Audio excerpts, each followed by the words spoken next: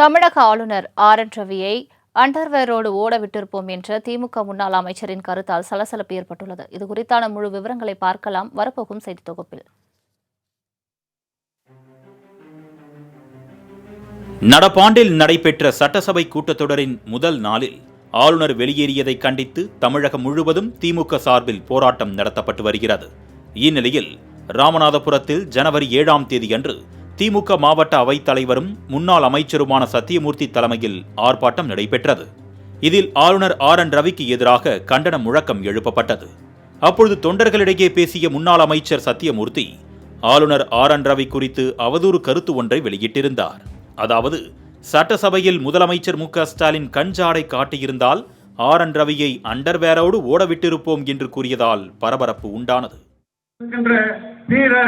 தளபதியார் அவர்கள் கஞ்சாடை காட்டியிருந்தால் வெளிநடப்பு செய்த ஆளுநருடைய கோட்டு சூட்டெல்லாம் கிழித்தெறியப்பட்டு அண்டர்வேரோடு வெளியேறுகின்ற சூழ்நிலை ஏற்பட்டிருக்கும். அதை எதிர்பார்க்கிறார்கள் பாரதிய ஜனதா கட்சியும் ஆளுநரும். எதை எதிர்பார்க்கிறார்கள் என்று சொன்னால் சீண்டுவோம்.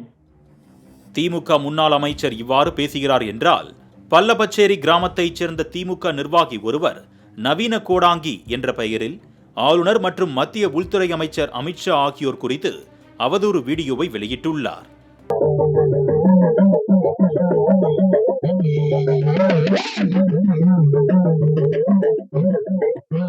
கோடாங்கி போல வேடம் அணிந்து கொண்டு உடுக்கை அடிப்பவரிடம் அருகில் இருப்பவர்கள் குறி கேட்கிறார்கள்.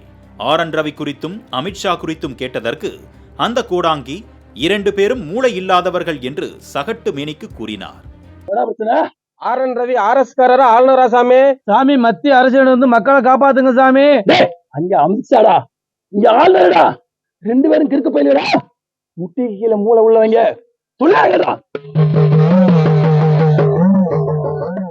அதோடு அல்லாமல் ஆளுநர் ஆர்.என். ரவியை ஆபாசமாக பேசியும் தமிழகத்திற்கு ஆளுநரே தேவையில்லை என்றும் சாமி வந்தது போல நாடகமாடிய வீடியோ சமூக வலைதளங்களில் பரவி வருகிறது.